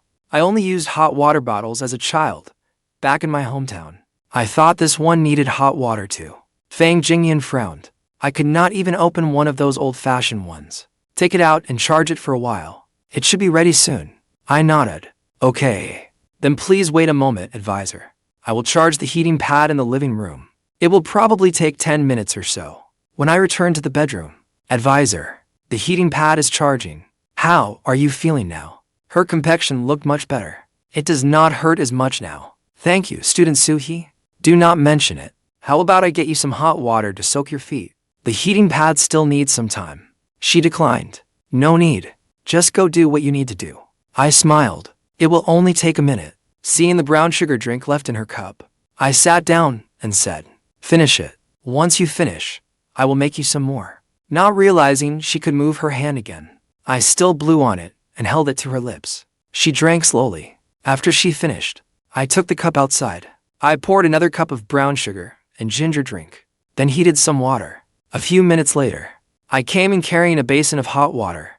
There were ginger slices in it. "Soak your feet for a little while. I will go check on the heating pad." She gave a quiet hum. After I went out, a little while later, I came back with the charged heating pad and another cup of brown sugar and ginger drink. Her complexion was much better. I asked her, It does not hurt anymore, right? She placed the heating pad over her lower abdomen and gently shook her head. I am fine now. Student Suhi, have you eaten breakfast? I paused. I drank the milk, but I have not eaten the eggs yet. I was worried because you were in pain. She said softly. Eat the eggs first, or they will get cold. Okay. Then I will go eat breakfast first. Call me if you need anything. I stood up, and my gaze swept over her feet. They were fair and dainty, a perfect match for her long legs. Only then did I notice that she was wearing a white shirt. Its collar was slightly open, revealing her fair neck. Her shorts left most of her long legs exposed. As a comic artist, the scene was perfect reference material. Catching me staring, she asked, "What are you looking at?" I came back to my senses. Nothing. Keep soaking your feet. I am heading out. A while later, Fang Jingyun came out carrying the foot bath basin to empty it. Her footsteps were very soft. I glanced back at her. I said nothing. She washed up in the bathroom. I saw her apply something while facing the mirror. Her lips became glossy. Then she searched through the drawers and came over with a new toothbrush and towel. Student Suhi, here are the toothbrush and towel. They are both new. Take a look. I do not have a men's toothbrush, so make do with this one. I put everything on the shelf in the bathroom for you. I looked up and smiled. Thank you, advisor. I glanced at her lips again, wondering if she had put on lip balm. They looked much prettier than before. After putting everything away, she went to the balcony to check on the situation in the complex, then returned and said, Student Suhi, are you still drawing that landscape? I gave a quiet hum. I have finished it. Would you like to come see? She came over and sat down. I handed her the tablet. She looked at it and said with a smile, This is really amazing. If I had known you were this skilled at drawing, Student Suhi, whenever our class held art-related activities, I would have asked you to join everyone. I answered with a smile. I just draw for fun. Being in the spotlight is not for me. She remarked. Too much modesty can sound like boasting. Then, staring at the picture, once you save it, send me a copy too. I would like to keep it. Sure, I will send it to you later. She looked at the drawing, while I looked at her. She always had a faint, pleasant scent. It did not smell like perfume. Maybe it was her natural scent. She yawned. Advisor, did you not sleep well last night? You look so tired. She shook her head. It was more than just sleeping badly. I barely slept at all last night. I was in pain all night, but I am much better now. Thank you for taking such good care of me this morning, Student Suhi. You really do not need to thank me. Why not go back to the bedroom and sleep for a while? Get some rest. She smiled. No need. I will sleep after lunch. Let us watch some television, Student Suhi. Take a break. Sure. Looking at me, she said. You are tall. It is not good to keep hunching over that tablet. From now on, draw at the desk in my bedroom. You do not need to go to that trouble. It is fine. Once I finish the school's reception work in the next few days, I will not need that desk much anymore. Use it whenever you want. She turned on the television and picked a variety show, but kept yawning. What do you usually like to watch, Student Suhi? I answered casually. I do not watch much television. Pick whatever you like. You do not watch much television. Then what do you usually watch, Student Suhi? Anime or movies, things like that. I felt a little nervous. Still, it was good to say it. I would not have to hide it anymore. She smiled. Anime these days is quite good. I watch it sometimes too. I was a little surprised. You watch anime too, advisor? I mostly watch romance anime and films, like the ones that were hugely popular a few years ago. Your Name, The Garden of Words, and 5 centimeters per second. I have seen them all. Hearing those familiar titles, I said excitedly. Those are all Makoto Shinkai films. They are all anime classics. I never thought you watched films like these too, advisor. Fang Jingyun looked helpless. Is that really so surprising? I am not that much older than you, Student Suhi. Is it strange that we like the same things? I scratched my head and smiled awkwardly. That is true. I guess I let my first impression cloud my judgment. I just think you are very mature, advisor. So I assumed you would not be into this kind of thing. Fang Jingyun smiled and countered. Being mature does not mean work should be all I have after hours. Everyone needs some entertainment. Otherwise, you get stuck in a bureaucratic mindset. By the way, how old are you again, Student Suhi? 24. Fang Jingyun murmured. 24. Only 3 years apart. I repeated. 3 years apart. Are you 27 this year, advisor? Yes. I will turn 28 in a month. My birthday is on the 4th of next month. Really? I took out my phone and checked the date. July 4th. Today was the 4th. Your birthday is exactly 30 days away. I will celebrate with you when it comes. All right. Though I have never celebrated my birthday with my students before. Thank you, Student Suhi. So, what month is your birthday in, Student Suhi? Mine is in mid-October. October 15th. That is still a long way off. Fang Jingyun quietly made a note of it. By the way, advisor, which Makoto Shinkai film is your favorite? Your name. Fang Jingyun thought for a moment. Probably 5 centimeters per second. I have watched it several times. Every time it ends, I feel hollow inside. I always feel it is such a shame that the leads do not end up together. You feel the same way I do. I do too. It really is a classic. The story is tragic, but that is what makes it unforgettable. We chatted for a while. The television was still on, but remained on its home screen. Discovering that Fang Jingyun could talk naturally about these things felt like finding a whole new world. Fang Jingyun said with a smile. Right? Makoto Shinkai's work is very different from everyone else's. I have not seen his new film, Weathering with You, yet, but the reviews say it is pure romance, unlike all those save-the-world stories out there. Right? I saw that review too, but I have not seen this new one either. I was planning to watch it in the next few days. Perfect. We can watch it together here sometime. Sure. I really never expected your taste to be so similar to mine, advisor. The thought had never crossed my mind before. Fang Jingyun smiled. You did not interact with me much before. Over the past 4 years, I doubt the words we exchanged added up to more than 50 sentences. Now that we are living under the same roof, we cannot keep acting as we did before. Otherwise, living together would be exhausting. That is true. I barely spoke to you before, so there is a lot I do not know about you. Fang Jingyun looked at me. It felt as though the distance between us had shrunk. She said, if you can treat me as a friend, Student Suhi, then over the time ahead, I think we could become very good friends. After all, being locked down together for this long is not something everyone experiences. I smiled and nodded. You are much easier to talk to than I imagined, and you are far more impressive than I remembered, Student Suhi. Fang Jingyun turned to check the time. It was past 11. Why do you not watch television for a while, Student Suhi? I'll go make you something to eat. Call me if you need any help. She got up and went to the kitchen, sliding the glass door shut behind her. I smiled as I watched her walk away.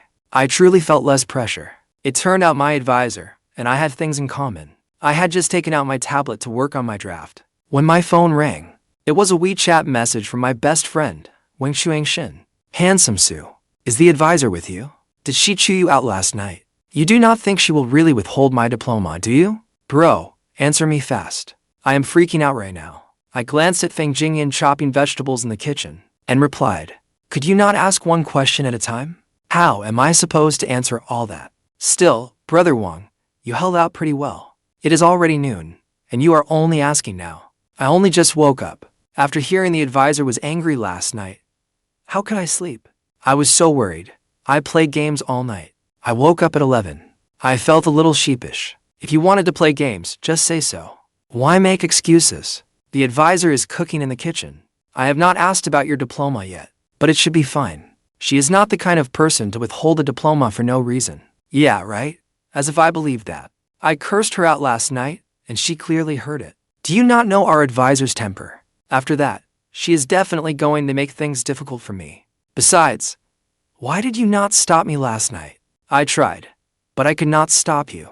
Besides, the advisor is not nearly as bad as you make her sound. What do you mean? From the sound of it, she did not scold you last night. No, she did not. She was actually quite gentle.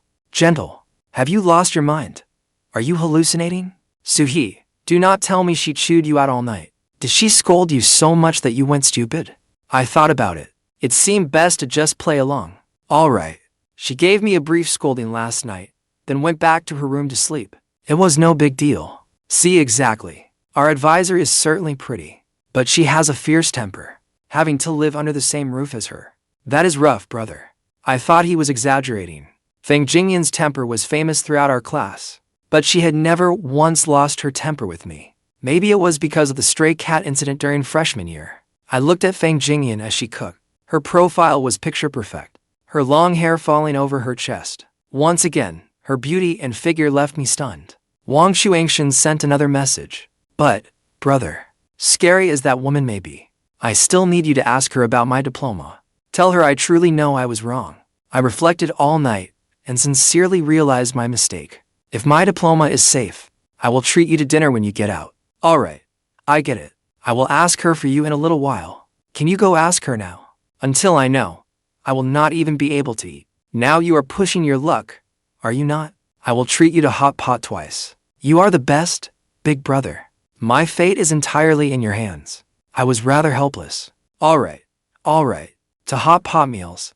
It is a deal. I will go ask her now. Wait for my message. Thanks, big brother. Please accept this humble bow from your little brother. I put away my phone and looked at Fang Jingyun, busy in the kitchen. After hesitating for a moment, I got up and went to the kitchen. I slid open the kitchen door. Fang Jingyun turned around, her voice gentle. What is it, student Suhi? She looked nothing like the fierce monster Wang Chuangshin had described. I smiled and said, It is nothing. Fang Jingyun looked puzzled. If it is nothing, why did you come in? Just tell me if something is on your mind.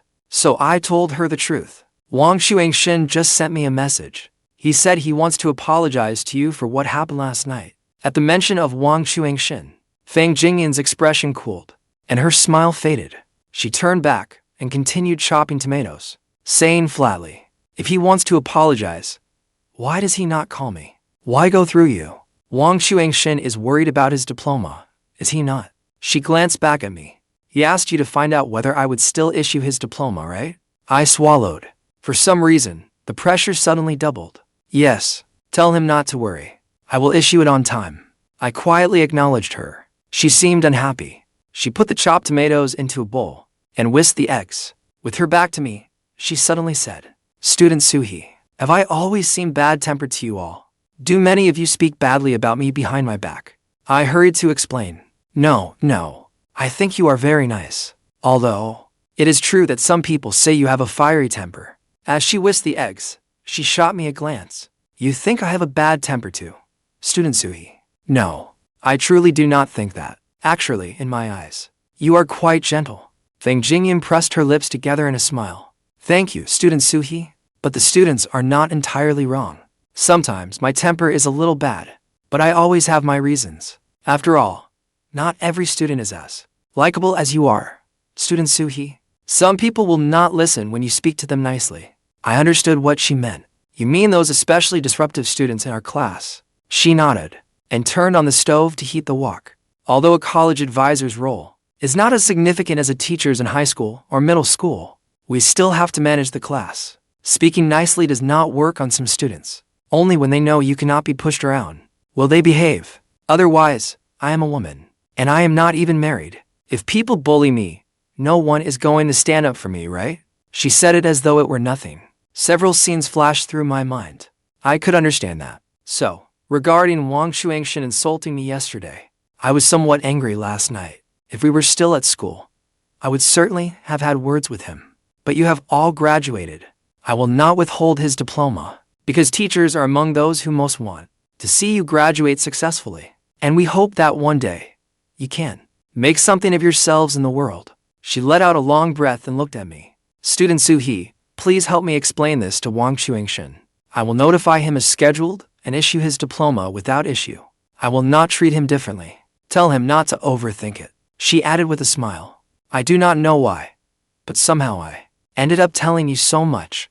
Student Suhi, just consider it your teacher rambling, and do not take it to heart. I thought she must be feeling hurt. After all, she had helped our class so much, only to be insulted as soon as we graduated. Of course she would have feelings about it. I will not take it to heart, advisor. I will go talk to Wang Chuangshin. Wang Chuangshin is just a little odd-tempered, but he is not a bad person. Once I mention the diploma, he will probably call you. I left the kitchen and went to the balcony to call Wang Chuangshin. The moment he answered, Wang Chuangshin anxiously asked, Bro, how did it go? What did Advisor Fang say? I looked back at Fang Jingyun as she cooked. Advisor Fang said she will not withhold your diploma. She will issue it as usual. Wang Chuangshin breathed a sigh of relief. Thank goodness. Sometimes Advisor Fang is actually pretty nice. She is not even mad about that. Mad or not, I think you should still call her and apologize. I just blurted it out last night. I was joking with you. But you are right. I should call and apologize to her. Otherwise, I will not dare attend any future reunions. You are sure she is not mad, right? Do not worry. Okay, I am hanging up. I will call Advisor Fang. After hanging up, I went back to the sofa. Sure enough, Fang Jingyun answered the phone while cooking. She said something in the kitchen. A brief flash of anger crossed her face before it turned into a smile. After chatting for a few moments, she hung up and continued cooking. I messaged Wang Shuingshin and asked, "How did it go?" She gave me a little scolding, but it is nothing serious. Advisor Feng was actually pretty easygoing today. That is good then. Oh, Suhi, there is something serious I need to tell you. I am almost out of money. If you really cannot get out of lockdown, I will have to start job hunting the day after tomorrow. Do not blame your brother for not waiting for you. I do not have a choice. What kind of job are you looking for? I will interview with a few companies first. Whichever one hires me, that is the one I will take. Good luck. Once you are out of lockdown, I will treat you to something good when I start making money. I am off to play games. Bye. I need to climb the ranks while I have these next 2 days. At noon, Fang Jingyun finished lunch and called me over. It was the same routine, except I now had my own new towel. At the table, she handed me my chopsticks. After thanking her, I looked at the dishes on the table. It was tomato and scrambled eggs again. I paused. She asked a little awkwardly, "What is it, student Suhi? Are you tired of eating this dish?" I picked up a bite. No. Your tomato and scrambled eggs are delicious, Advisor Feng. But there is something I have wanted to ask since this morning. She seemed to guess it, and her face reddened slightly. I asked, "Do you really like tomato and scrambled eggs?" Fang Jingyun gave me a strange look, then lowered her head and laughed. "You certainly put things delicately, student Suhi. I do like it, but mostly, it is because this is the only dish I know how to make. I usually eat at school, or order takeout when I am home, so I am not very skilled at cooking." I nodded, just as I had guessed. Fang Jingyun thought for a moment and said, "I have plenty of time during the day now. I could learn to make some other dishes, but there are only tomatoes and eggs in the refrigerator." I swallowed. "How about this, Advisor Feng? Starting tonight, why do I handle the cooking? You will cook. Did you not say you could not cook?" I explained. "I never said I could not cook. Yesterday, I said I could cook a little." Fang Jingyun looked at me oddly. "Whenever I go home, I am the one who cooks. Does that make what I meant clearer, Advisor Feng?" She nodded thoughtfully and smiled. "I understand, but the refrigerator only has tomatoes and eggs. Even if you can cook, what can you do with that? Can you really make anything else from those 2 ingredients?" I said with a smile. "Let us give it a try." She smiled too. "Let us eat first, Advisor Feng. After you catch up on sleep this afternoon, you can taste my cooking." "All right. Now I am genuinely curious." So, after lunch, Fang Jingyun slept the entire afternoon. A little after 6 that evening, she shuffled into the living room in her slippers and was stunned. I had made 3 dishes using tomatoes and eggs: steamed egg custard, dough drop soup, and pasta with meat sauce. They were still tomato and egg dishes, but each looked and smelled completely different. When I came out of the kitchen and saw Fang Jingyun standing there in a daze, I found it amusing. "You are awake, Advisor Feng. I made 3 dishes. What do you think?" She stared at the table. "You made all of this yourself. How did you do it?" I went to wash my hands. It is a hassle to explain how I made them. Try them first and see how they taste. If you like them, I will tell you then. She nodded, quickly washed her hands, and sat down with me. The crimson glow of dust slanted through the room. I slid the steamed egg custard in front of her. "Try this one first." Still groggy from her nap, she nodded softly, gently scooped up a spoonful, and put it in her mouth. Her face lit up in surprise. "It is delicious. It is like a dessert. You can make this with just eggs." "Yes, eggs are all you need. The key is to strain out the bubbles. It is actually quite simple to make." She took another bite and looked at me in amazement. "It really is delicious. I had no idea eggs could be prepared like this." "Who taught you all this, student Suhi?" "I taught myself. I looked up recipes online and practiced until I got it right." "Try the spaghetti too, Advisor Feng." She nodded with a smile, picked up a fork, and twirled the spaghetti around it. After tasting it, she covered her mouth and laughed. "Delicious. You are amazing, student Suhi. You can even make dishes like this." I used to cook all the time back in my hometown. I got bored with the usual home-style dishes, so I searched around online and learned a few other things. She said admiringly. At first, I thought you could not cook. I can cook a little. Not that much. Fang Jingyun stared at me. Her lips curved in an almost smile. You are being a little too modest, student Suhi. If you ever say you can cook a little again, I think I should take that to mean you are really good at it. I scooped up a bite of steamed egg custard too. You are exaggerating, Advisor Fang. If the food suits your taste, Advisor Fang, let us eat. You were so tired at lunch that you barely ate. She nodded, eating in small, careful bites, but her appetite was clearly much better than at noon. After quickly clearing her plate, she gazed longingly at the last bit of spaghetti. I asked, "Are you full?" She pressed her lips together and nodded, then said carefully, "I am still a little hungry. If you do not mind, student Suhi, let us make another steamed egg custard. Teach me how to make it." For a moment, I found Advisor Fang rather cute. It was an adorable contrast to her glamorous, mature beauty. I used to be the one asking her for guidance. Now, she was asking me, her fox-like eyes fixed on me, and I could not help marveling at how stunningly beautiful she was. What is wrong, student Suhi? Why have you gone quiet?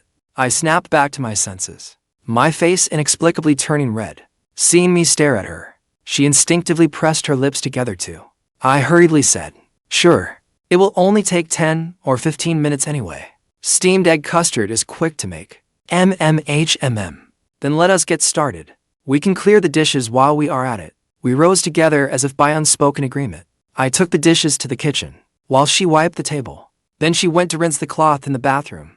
Back in the kitchen, it was not unusual for a man to know how to cook, but food this delicious came as a wonderful surprise to her. She had once imagined that she and a future boyfriend would look after each other, and that cooking together would mean even more. I took the eggs from the refrigerator.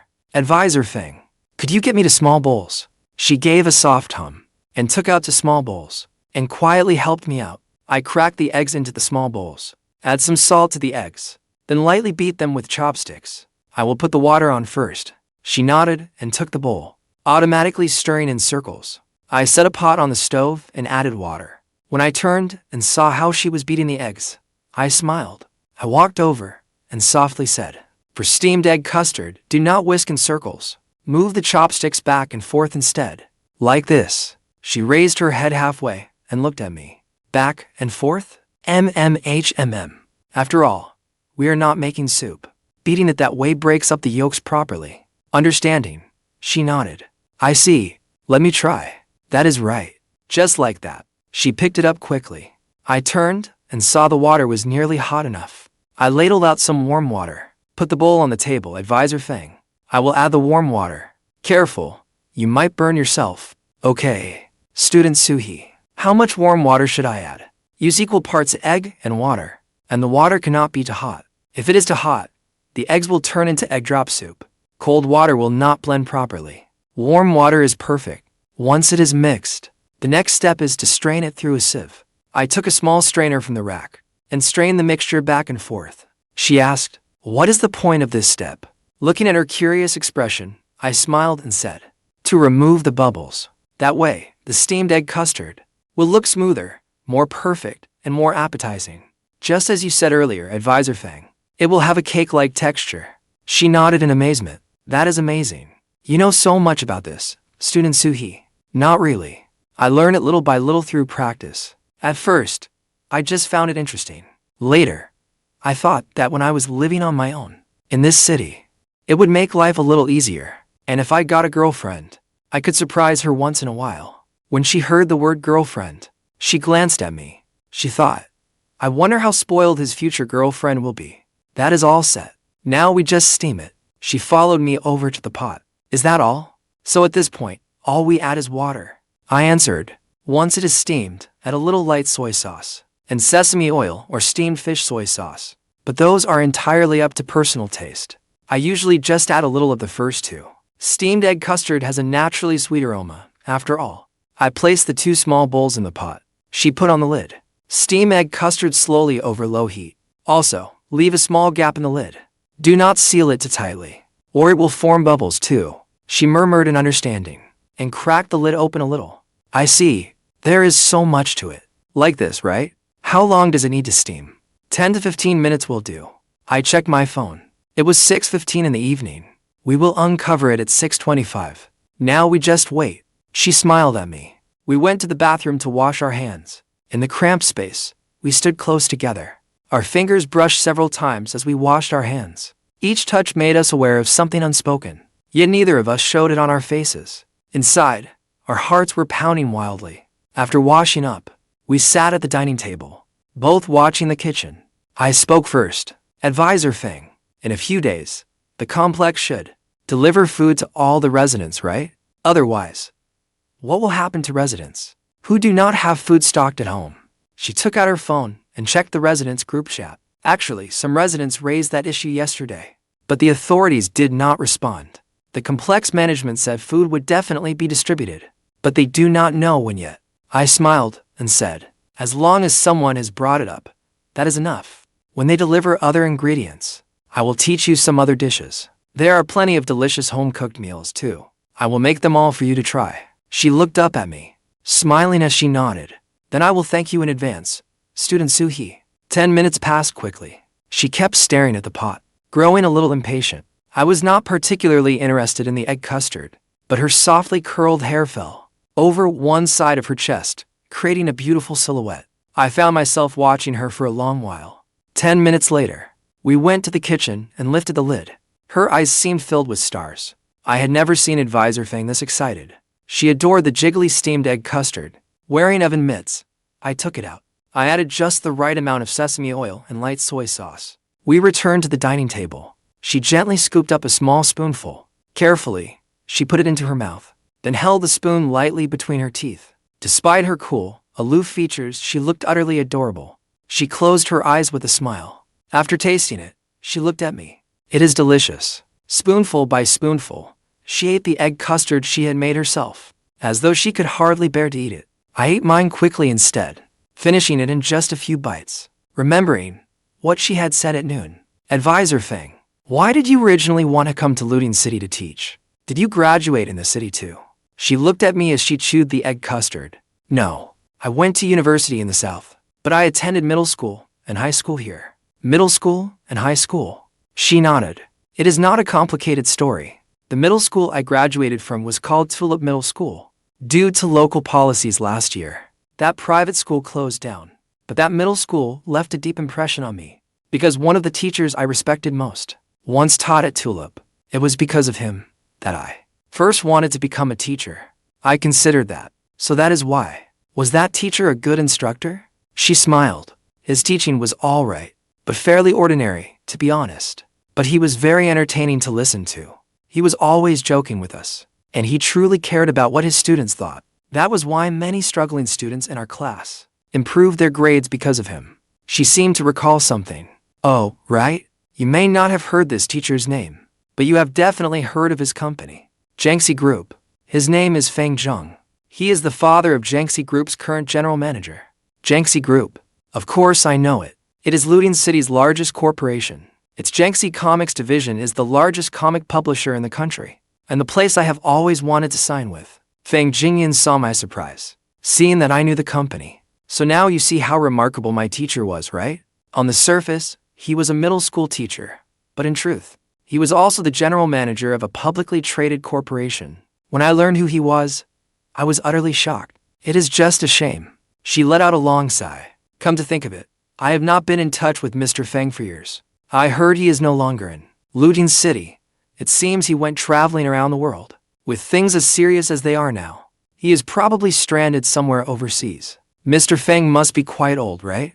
He must be in his 70s or 80s. I remember his hair was already going gray when I graduated middle school, but he looked quite healthy and strong. Fang Jingyun looked at me. By the way, Student Suhi, you want to become a teacher someday? I pointed at myself. Me, I will pass. You know, I am really not good at academics, and I did not get a teaching certificate while I was in school. Fang Jingyun thought for a moment. I had thought that, if you were willing, you could become an art teacher. But our school has only a few art teachers, and there are no vacancies. Still, if you someday make a name for yourself as an artist, you could come back and teach a few open classes. The school would certainly welcome you.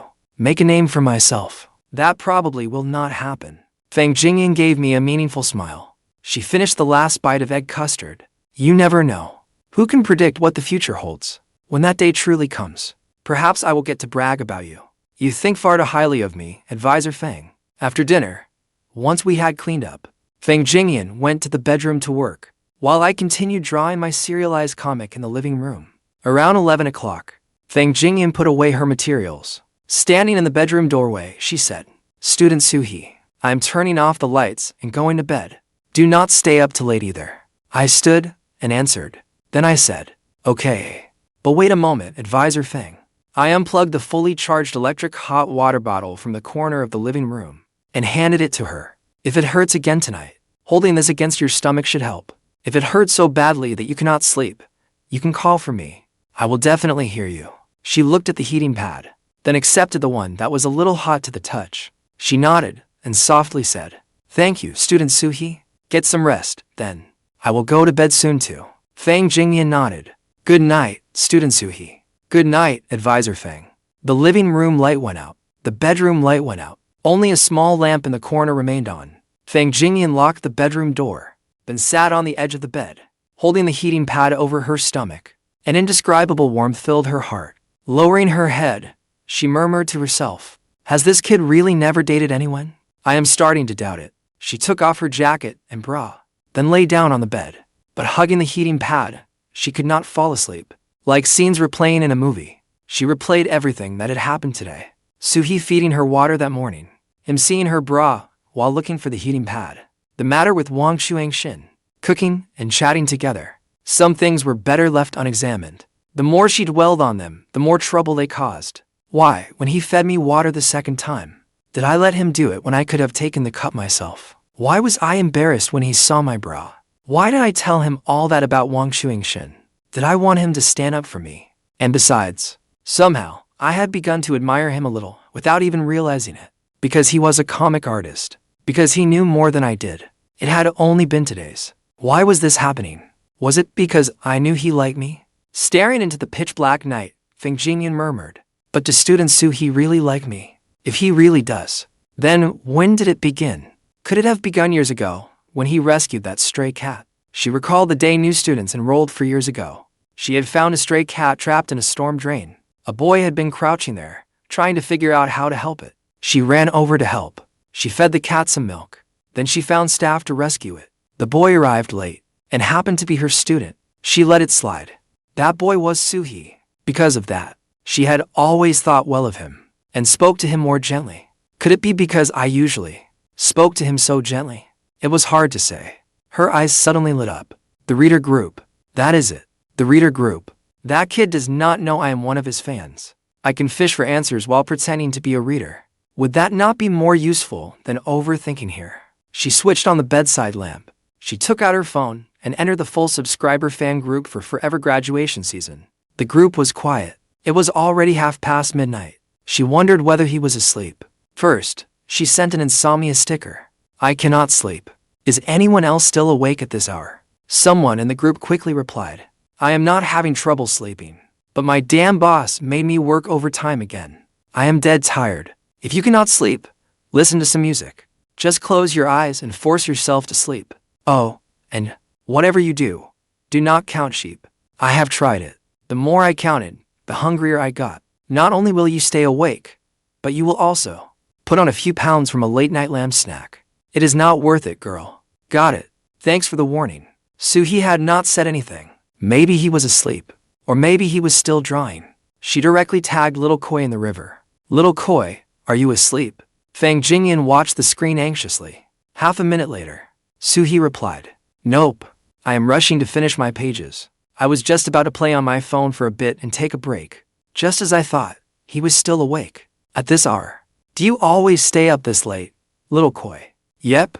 I usually go to bed around 2. It is still pretty early." Fang Jingyun pressed her lips together. "Staying up so late is not good for you. It is terrible for your skin." When I saw that message, I thought, why would a grown man worry about skin damage? Still, I put on an act and replied, "Thanks for caring, qingqian. But it cannot be helped. Most comic artists live like this. We can only catch up on sleep during the day, and buy plenty of skincare products to keep ourselves looking presentable." Fang Jingyun smiled. Skincare products. This kid was doing a convincing job pretending to be a woman. "If I had not learned who you were yesterday, you would have kept fooling me every day. She decided to expose his real gender, so she could share information with him later. But it had to be done privately. She could not ruin his pretty girl persona in the group. When she opened a private chat, she found she needed to add him as a friend. This account had never posted any photos. She edited her profile, changing her age to 18, and choosing a cuter background image. She would pose as a younger girl. He would never suspect it. I was lying on the couch when qingqian's friend request caught me off guard. I had dozens of pending friend requests, so I quietly ignored hers. Fang Jingyun waited for ages, then sent another request. Her note read, "I have something to tell you. Little Koi. Could you accept my friend request?" Only then did I accept it. She frowned. This kid was pretty cautious. "Why did it take you so long to accept my request, Little Koi?" No. I just get too many friend requests normally. So unless there is a special reason, I usually do not add anyone. Otherwise, once I hit the friend limit, deleting people is a hassle. I see. It seems you really are popular, Little Koi. Not really. People add me, but never say anything. They just take up a friend slot. What did you want to tell me, qingqian? I do have something to say. But do not get mad after you hear it, Little Koi. I will not. Go ahead. Then I will say it. If I am not mistaken, you are actually a guy, right, Little Koi? Fang Jingyun unconsciously bit her lip. She was nervous about his reply, and nervous that one day he might learn the truth. Her image as his teacher would be ruined. On the other end, I blinked a few times. What the hell? How had my cover been blown? It made no sense. I decided to deny it stubbornly. I draw romance comics. How could I possibly be a guy? But your comics are mainly from a male perspective. There are plenty of male perspective comics for female readers, of course. But you get some details about women wrong. That is why I do not think you are a woman, Little Koi. The last part piqued my interest. I got the details about women wrong. What did I get wrong? Do tell. For example, when getting dressed. Your heroine is a teacher, Little Koi. Putting on a button-up shirt is indeed no different from how men do it. But when putting on a short-sleeved shirt, women do not tie up their hair first, then put on the shirt. In real life, they pull the shirt on first, then pull the hair trapped under it out and toss it back. Is that how it works? Anything else? Also, Little Koi, you are always slipping some risque content into your comics, yet you are extremely reserved with details about bras. Little Koi, when a single woman gets home, she does more than change into slippers. She takes off her bra too. She does not keep wearing it after she gets home. My eyes widened behind the screen. No way. What if someone comes over? Then she puts it back on. Fang Jingyun smiled on the other end of the phone. It was a little strange discussing this with her student, but to gain his trust, the small sacrifice was worth it. What visitors would a single woman living alone in a big city even have? Lock the door, take off her bra, change into loungewear, and do whatever she wants. Unless you are ordering takeout, then you wait until you have picked it up before taking it off. I swallowed. Come to think of it, she was right. My heroine was based on my academic advisor. She lived alone. Why would friends ever drop by? But I truly did not know women took off their bras first thing after getting home. Other comics rarely showed that detail either. Taking off stockings, though, was common enough. But my comic had to portray the inner thoughts of both